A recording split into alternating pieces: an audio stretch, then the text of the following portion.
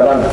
Sungguh, hari ini saya merasa bangga dan terhormat menjadi panglima kalian.